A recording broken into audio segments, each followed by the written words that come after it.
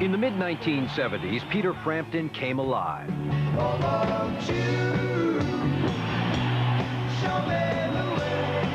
His blockbuster double album spun on nearly every turntable in America. It just went through the roof.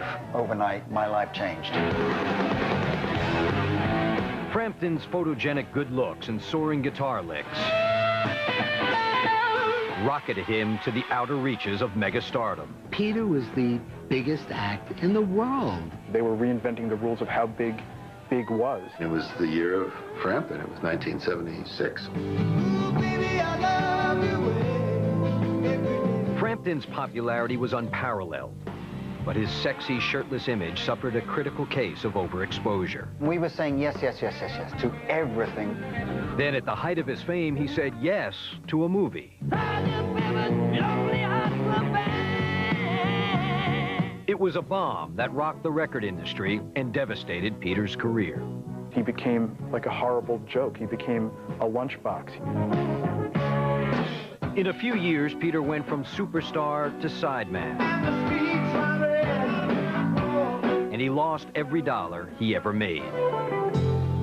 I was on the breadline. It had dwindled to less than nothing. I owed money. But Frampton fought his way back.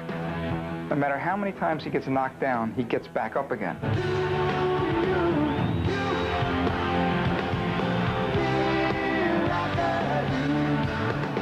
Now, the virtuoso guitar wizard who became the pin-up poster boy for 70s megastardom, Peter Frampton, behind the music. We're just getting started!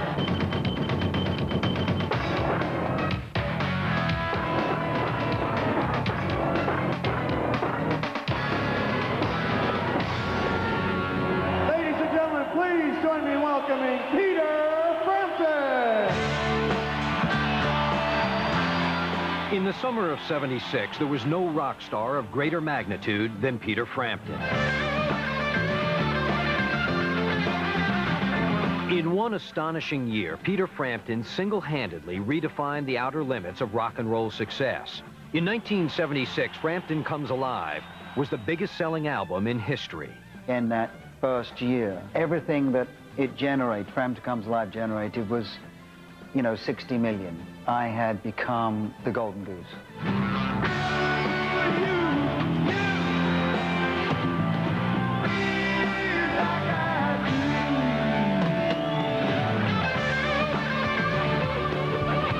Today, a quarter century after his meteoric rise to fame, Peter Frampton is once again playing to sold-out crowds.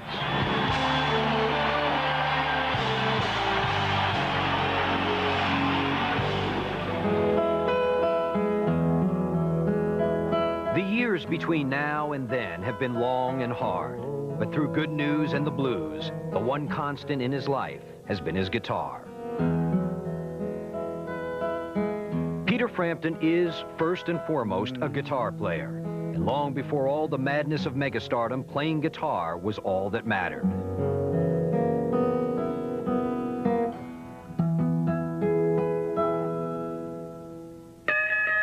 In 1957, Elvis Presley was king, Buddy Holly was happening, and 7-year-old Peter Frampton was living in Beckingham, Kent, England.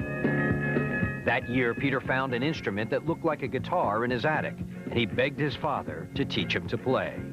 I gave him a few chords, just ordinary guitar chords, that he could play on a 4-stringed instrument. And from then onwards, I sat back and let him carry on. Peter may have played his first riffs on a banjolele, but there was no denying that there was a budding guitarist in the Frampton household. I had the 2-song repertoire and went round the house singing Hang Down Your Head, Tom Dooley, and Freight Train until it drove my parents crazy. You listen to 6 or 8 notes played over and over for half an hour, it can be quite wounding. As Peter grew, so did his passion for the guitar.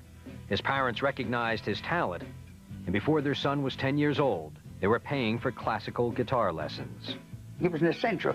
He was not what he really wanted, but it was the discipline. Peter applied himself to classical technique, but his heart yearned for the hot licks of rock and roll. I want to be like this, you know, playing electric. In 1961, at the age of 11, Peter formed his first band, the True Beats, and began writing instrumental tunes. In those days, English boys from Liverpool to London were picking up guitars to play rock and roll. Peter's father, a high school art teacher, had several budding musicians in his class. I would ask him, you know, who plays guitar? And, you know, he said, well, I think that Jones character, he plays guitar or saxophone or something. And so, oh, okay, well, Jones. What's his name? Dave Jones, okay. Dave Jones would one day make rock history as David Bowie. But when Peter started high school in 1964, David was a friendly upperclassman, happy to jam with Peter in the stairwell at lunchtime. And he used to come in over there and play over there, and he was just dynamite. I mean, he already at 13, he was a great guitarist. By 1965, the future David Bowie had graduated and moved on to pursue his rock and roll dreams. Peter was still in high school, playing in a new band called The Preachers. The 15-year-old guitar prodigy was already getting attention from some of England's top rockers. So I heard he played some really nice stuff, and he was amazing. He was just a really little kid, and he would play these fabulous solos. Rolling Stone Bill Wyman was so taken with Peter's guitar playing that he took him under his wing. Despite Peter's youth and inexperience, Wyman hired the teenager to play on records that he produced. Anybody ever heard the records and the demos and things, you say, who's that guitar player? It's wonderful, you know. I try not to wonder when you go away. That experience led to a gig as lead guitarist for an established English band called The Herd. But The Herd's management saw Peter as more than a hot guitar player. They saw him as a steamy sex symbol who could attract teenage girls. They sort of went down the line and said, you'll sing. No, I play, no, you'll sing. Okay, so it was put upon me to be the lead singer for the singles. Peter had always prided himself on his guitar playing, but now it was his cover boy look that was getting all the attention. English teen magazines dubbed 18-year-old Peter the face of '68. I don't think you're ever prepared for that to happen. It's all of a sudden, it's sort of embarrassing. It's like, what? You know, what's going on here? But you lap it out, though. I'm just, hey, I'm a star now. I can fly. Very quickly, he gets really old. And it was causing friction in the band. In a strange land, looking for a sign. Making things even more complicated was a girl. Peter was getting serious about his high school sweetheart, 17-year-old Mary Lovett. They would eventually marry, but Peter's sexy image wreaked havoc on their relationship. Frustrated, Peter was determined to leave being a teen idol behind, giving his heart to Mary and his soul back to his guitar playing. He left The Herd and formed a new band with kindred spirit Steve Marriott, another accomplished lead guitarist. We formed Humble Pie, Steve and I, to get away from being screamed at. We wanted to be accepted for the music. We didn't wear necessarily pop star clothes. In fact, we didn't wash our clothes. I don't think we even bathed at that point. I mean, we wanted to be as filthy, dirty, and un-pop star as possible, you know. A&M Records thought Humble Pie's image was perfect for the American market. So in 1969, they signed the band to a record deal and brought them across the Atlantic. They had great character, great rock and roll chops, you know. They, very young, very attractive. We just had great expectations for this band. The band also found new management. Dee Anthony was an experienced manager who had worked with crooner Tony Bennett. He was the cheerleader, and he would stand on the side of the stage, and he was revving the act up when they went on. You know, I mean, it was like he was running up with them. Shake it, shake, boy, what you gonna do? Texas Rangers coming after you. Well before Humble Pie had a hit record, Dee Anthony put them on tour to build up their fan base. By the summer of '70, they were popular enough to be the opening act for Grand Funk Railroad in stadiums across the U.S. Performing for such massive crowds, Peter quickly learned the tricks of the arena rock trade. The rock and roll chord is E, you know, so it's...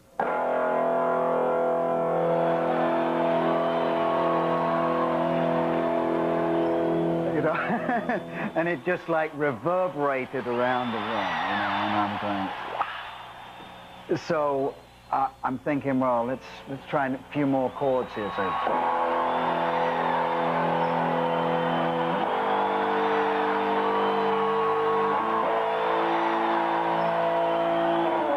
And then I just sort of put them all together a little faster.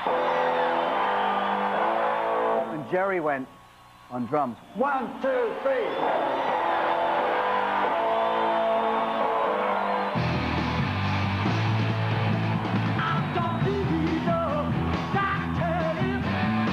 In 1970, Peter and the band recorded a revved-up version of I Don't Need No Doctor and gave manager D. Anthony the smash single he needed to put Humble Pie over the top.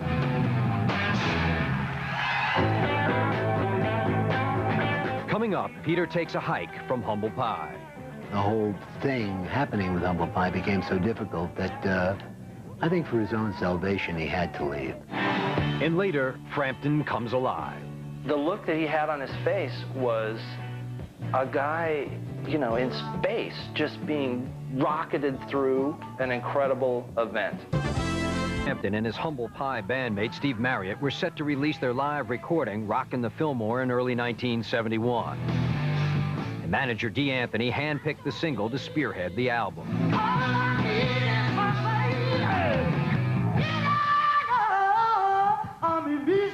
I Don't Need No Doctor was sonic evidence that Humble Pie was headed for a breakthrough, but the band was not as tight as they sounded. Well, Peter was basically lead guitar player, you know, and but it was pretty much Steve's band.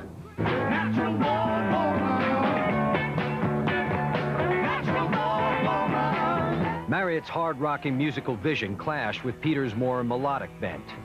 It was getting to the point where the numbers that I was writing were not really fitting. They were more ballads, acoustic stuff. I don't need anyone.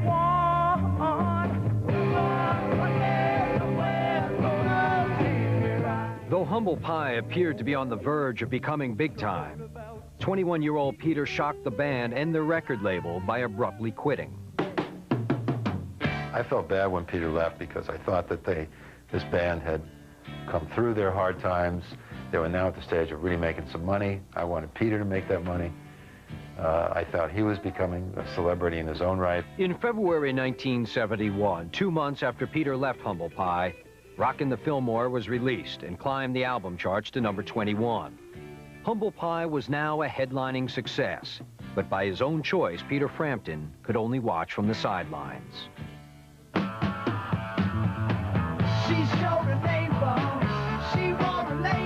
Though Peter had walked out on a hit, A&M Records co-founder Jerry Moss saw something in Frampton that he liked. Moss gambled and kept the talented and idealistic young guitarist on his label. Manager D. Anthony stuck with him as well. Peter released a string of solo albums. None of them made a dent in the record charts, but Peter persevered. I wasn't very disappointed that there wasn't immediate success as a solo artist. I was still living on the money that I had made from Humble Pie. While Peter poured his creative energy and his savings into making it as a solo artist, his personal life was in a state of upheaval. The strain of constant touring had taken its toll on his marriage. In '73, Peter and Mary separated and would eventually divorce, opening the door for a passionate affair with Penny McCall. Penny was the ultimate rock chick. She did love the rock and roll lifestyle. I mean, she flew from city to city. She was the ultimate looking babe on stage. Penny was the manifestation of every girl and every guy that loved Peter. And she was there right by his side. And Penny was as rock as Peter.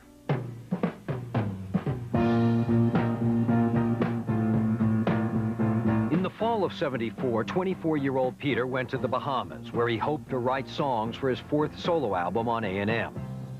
Pressure was mounting for Peter to finally deliver a hit. Who said it's my year? Wasn't you there?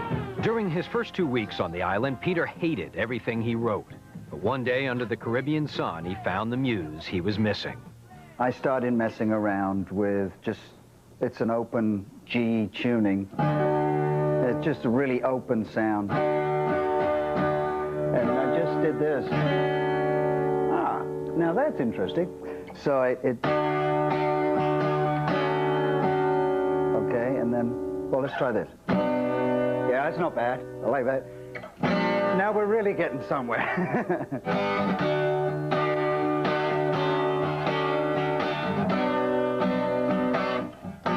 Anyway, that probably took about 20 minutes. I want you, show me the way. By lunchtime, the song was finished, and Peter started toying with the opening chords of another new tune.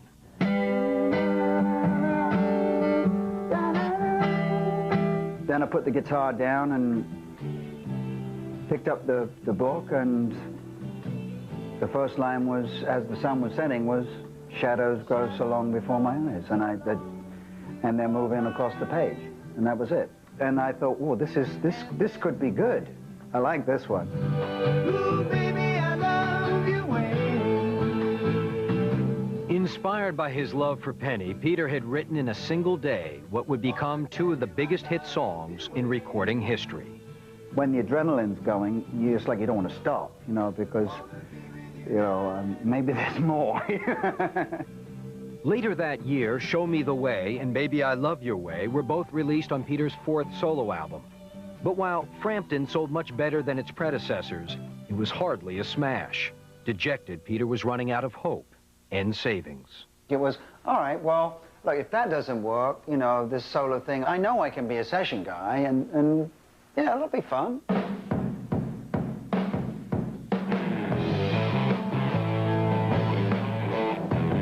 Sensing that Peter was at a make-or-break point in his career, manager D. Anthony returned to a promotional strategy that had already proved a success with Humble Pie. Tour extensively, then record a live album. I'm pretty sure we were out about 11.5 months that year. We were opening for everyone. Everyone who was out there we opened for. ZZ Top, Black Sabbath, Rod Stewart, Jay Giles. The names just go on. I knew Peter was tired. He worked hard and didn't moan about working hard. Peter was worn out from spending almost all of 1975 on the road, but he was excited about the material he'd recorded on tour.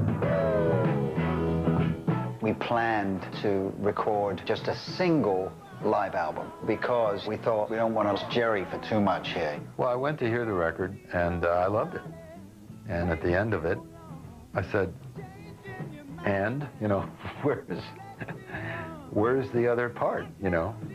And they said, did you want a 2-record set? I said, yeah.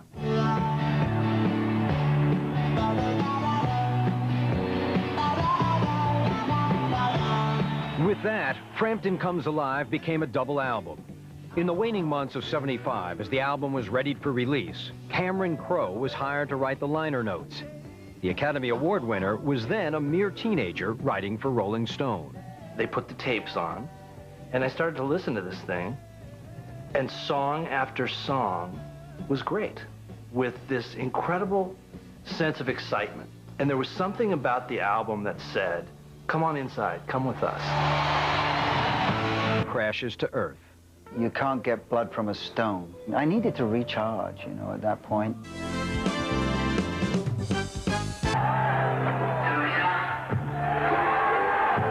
After a marathon series of concerts in 1975, 25-year-old Peter Frampton was road-weary, but hopeful that the live recordings he'd made on tour might contain the breakout solo hit he'd been seeking since he left Humble Pie. Released in January of '76, Frampton Comes Alive topped the album charts for nearly 5 months, selling as many as 1 million copies a week and launching 3 top 20 hits.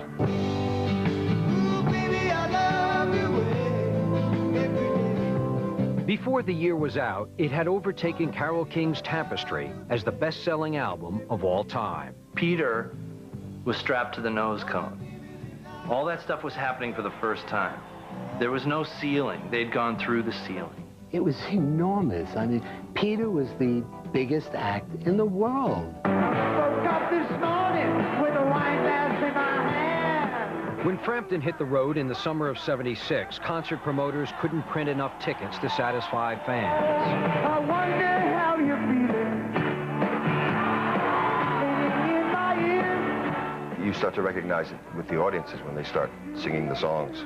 You know, they know the words better than you do. The air guitar players out there were playing the chords, and they were playing them right. It's really scary. I remember leaving Anaheim Stadium once. This was sort of his Elvis exit. And he looked back at that stadium, and I looked at him looking back at that stadium, and I had that feeling at the time, like I am watching this man's absolute pinnacle.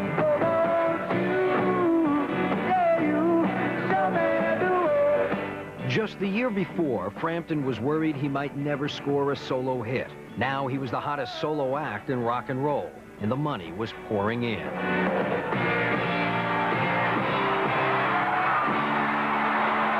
The first check I got from A&M was a few dollars shy of $1 million.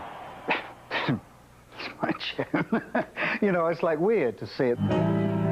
Peter's manager, D. Anthony, hired lawyers and financial advisors to handle his business affairs. I was looking for guidance in that area because I was not business savvy whatsoever. Didn't want to be. I mean, wrongly so. But I had too much to do with the music. Frampton stayed focused on the music while D. Anthony kicked the star-making machine into high gear. Show me a manager that says, don't go out on the road. You're the biggest star in the world. Chill out for a while. No, the necessary role that Dee had to play is go out and play. And Peter could have always said no. It's so very difficult to say no. And there's all these people that are coming to you, magazines, in TV shows, whatever. And we were saying yes, yes, yes, yes, yes to everything. Perhaps Peter should have said no to a photographer at a Rolling Stone magazine photo session in April of '76. He said, Peter, please take this shot off.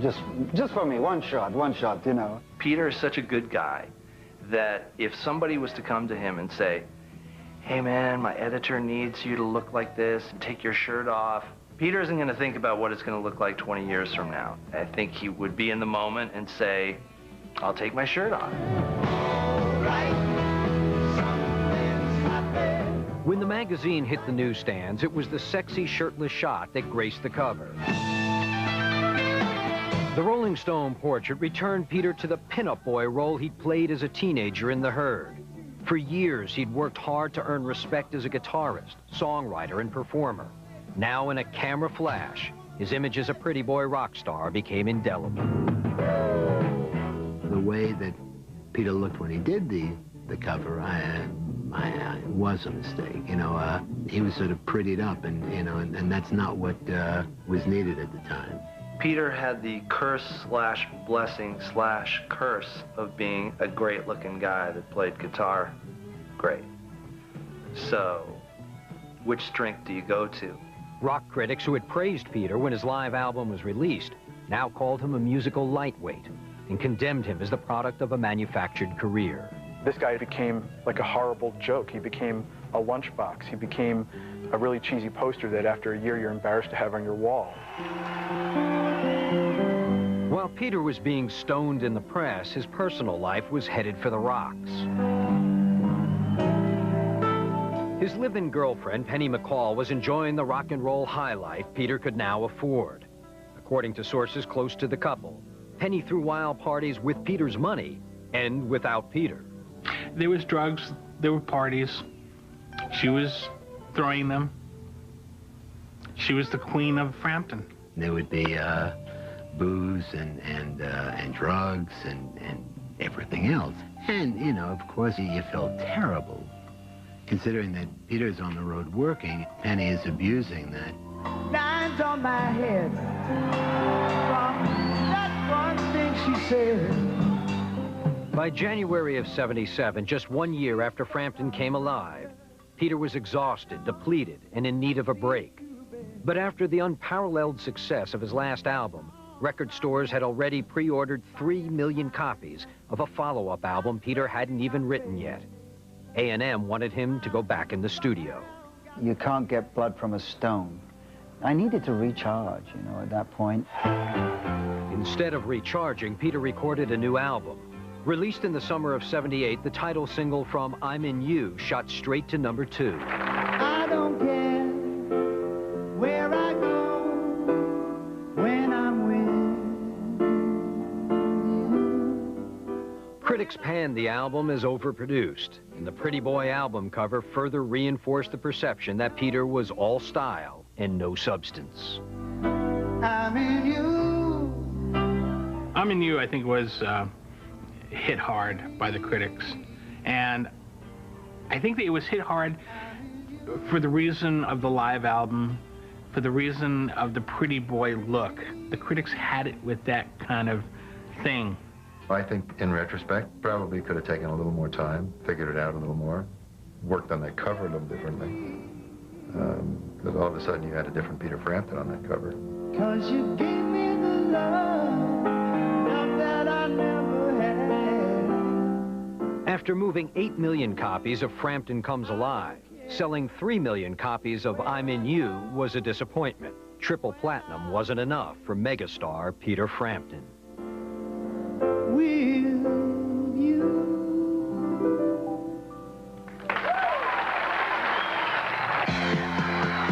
Sensing it was time for a dramatic move, his manager Dee Anthony seized on an opportunity to take Peter to a new level with a starring role in a Hollywood movie. Dee brought it to me and said, "Do you want to be in a movie?" I said, "Oh, yeah, love to be in a movie. What's it about?" "The Beatles." I said, "No. Sacrilegious." I said, "Peter, you're already the #1 act in the world. What is this going to do for you? I mean, is it going to make you bigger? You can't. I mean, you're as big as anyone can possibly get." So my feeling is that it could hurt you a great deal. Despite the pointed advice and his reservations, Peter signed on to play the lead role of Billy Shears. With Frampton and the Red Hot Bee Gees, Sgt. Pepper's Lonely Hearts Club Band looked like a surefire box office smash. However, filming started without so much as a script, and with each passing day, Peter sensed disaster ahead. It just sort of felt like a Monkees episode. Because there was no script, it's like, okay, in this scene, look amazed. To me, that's what it felt like. It was a joke. When shooting on the film wrapped, Peter headed to the Bahamas for a much-needed vacation. There, he planned to meet up with his girlfriend, Penny. But when he arrived, he found heartbreak waiting. Unfortunately, what she liked to do was things behind my back with other guys. And everyone knew except me. I guess I sort of knew, but didn't want to believe it. That was obviously when I went to Nassau and found out for sure. Reeling from the betrayal, Peter hopped in his car. I'd been up too long, and I'd had a couple of drinks, and, you know, it was just one of those things. As he twisted along the island road, the last 18 months of highlights and heartache weighed heavily on him. It was just, there was so much on my mind that my mind just shut down. I just fell asleep at the wheel, hit the wall, woke up as the car was just being knocked across the road, and I saw a tree coming towards me, and that's when I blacked out.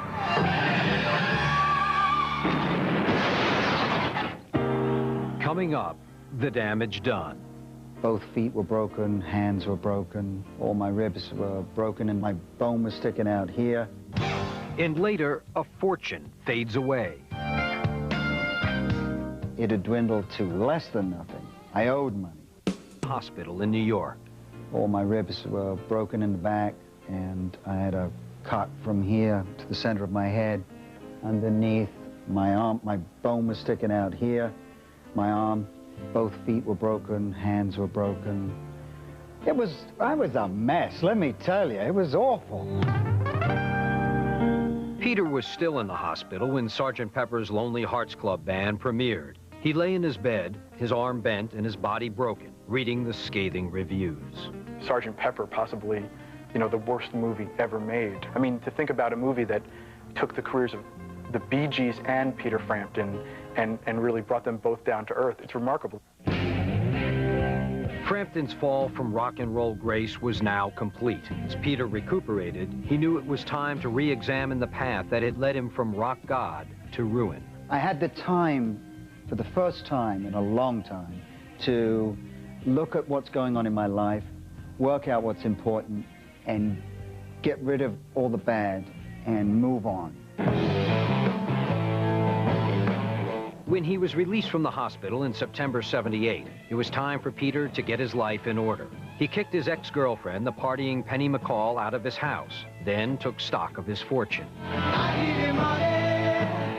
And that's when I started doing some investigations into all the different things that I wasn't aware of.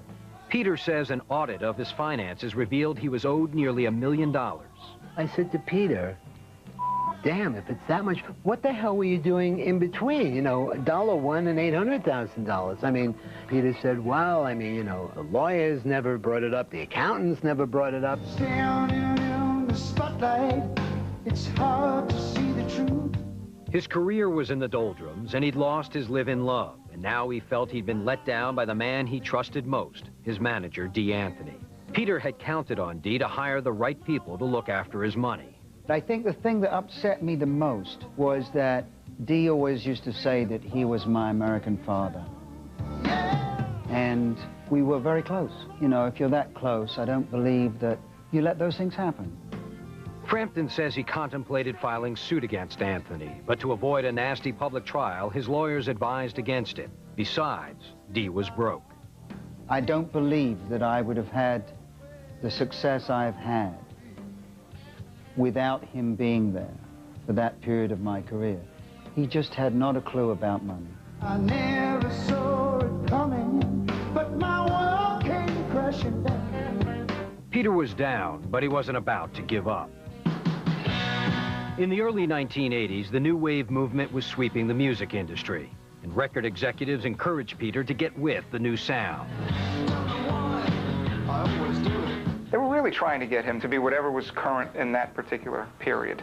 And it was against everything that, you know, Peter's music's always been, his strongest music to me has been based on melody. When his new wave-influenced album, The Art of Control, came out in 1982, it was a massive disappointment. We got to the point where we were having difficulty coming up with a viable reason to make a record. Despite the fact that he had helped to revolutionize the music business with A&M Records, Peter and the label soon parted company.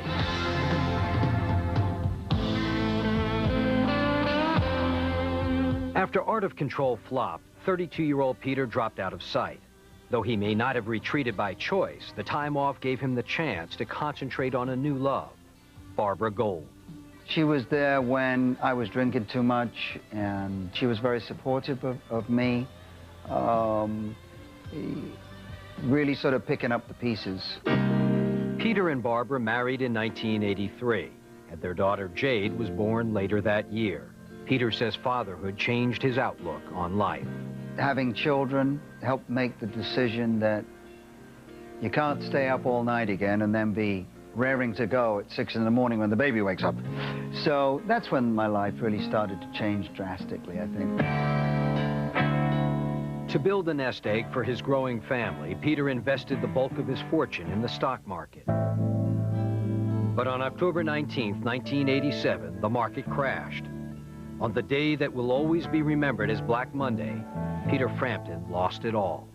It is absolutely true that I was on the breadline up until only a few years ago. That it had dwindled to less than nothing. I owed money. Determined to scratch his way back, Peter swallowed his pride, picked up his guitar, and hit the street. I saw him walking with a guitar case, pulled over, and gave him a ride to a studio where he was playing on someone else's session some demos, I think. The point of it all was it had come down to that.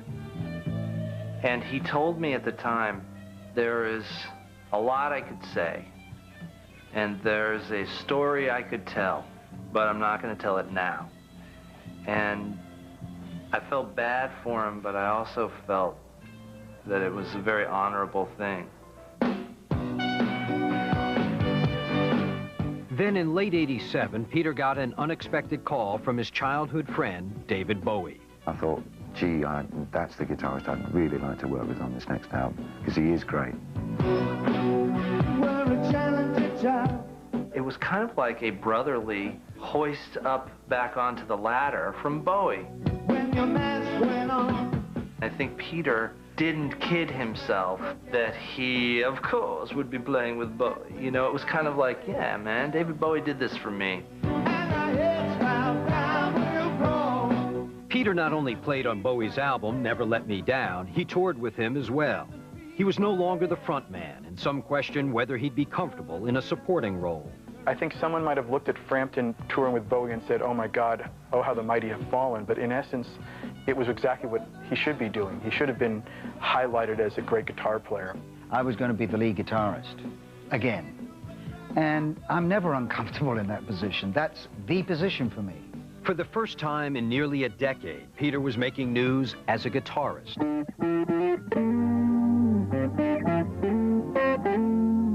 When the tour was over, Peter tried several times to jumpstart his solo career. But by 1990, his re-entry into the rock and roll life had cost him his second marriage. When Barbara left, she took their 2 children with her. Things change, you know, people change, and unfortunately it got to the point where we just needed to move on. In '92, 42-year-old Peter Frampton was once again back on tour. For Peter, much had changed in the years since Frampton Comes Alive made him the king of mid-'70s rock. He hadn't made a hit record in the past 13 years. His second marriage had failed, and his shaggy mane of blonde curls was gone. That hairdo that I do so well. No, the hairdo, I wish I could do that hairdo I did so well. I mean, really. But it's left, you know. Nothing I can do about it, folks. It's gone, and it will never be back. But as the '90s progressed, Peter's hair was only the most visible part of a profound personal transformation.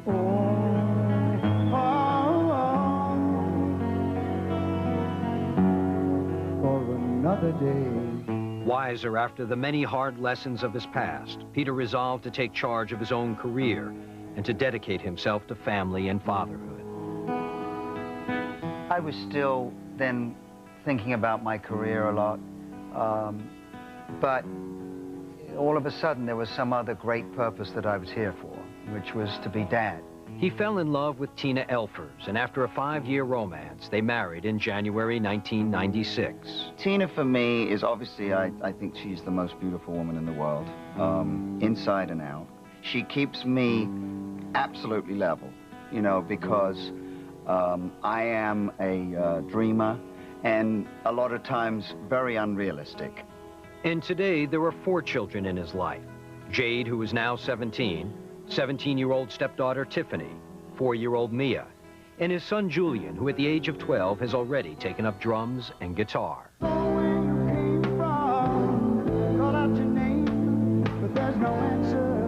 Now, professionally, Peter will only do what really appeals to him, and those appearances that fit in his busy family schedule.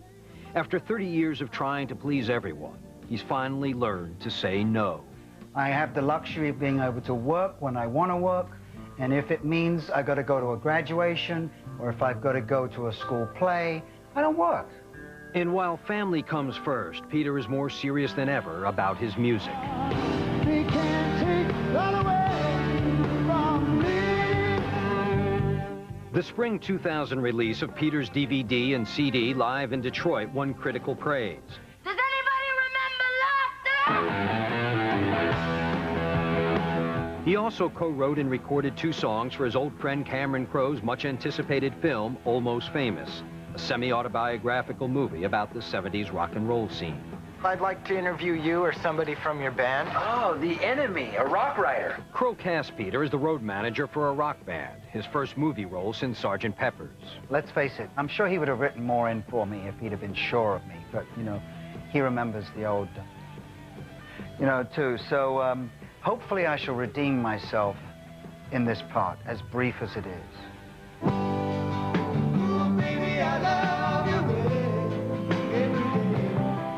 While Peter is clearly immersed in the present, he's not afraid to celebrate his past.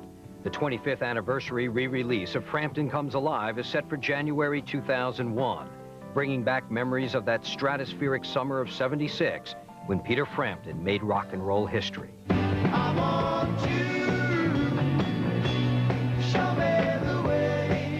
Along with the glory came great expectations, disaster, and disappointment. But through it all, Peter has persevered. I kind of liken Peter to a boxer. You know, no matter how many times he gets knocked down, he gets back up again. And there's some times that, you know, I would have stayed on the canvas. It became cool again to love Peter Frampton. The guy who disappeared for a while gets summoned back in people's memories without a lot of help. It's just kind of, they went back at a certain point, saw that record in their collections, and played it again. And the record stands up. It is damn good.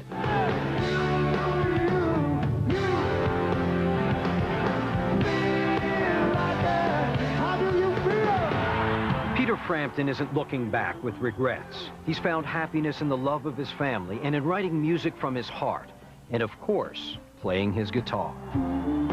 This is the happiest period of my life. I'm doing more than I could ever have hoped for right now.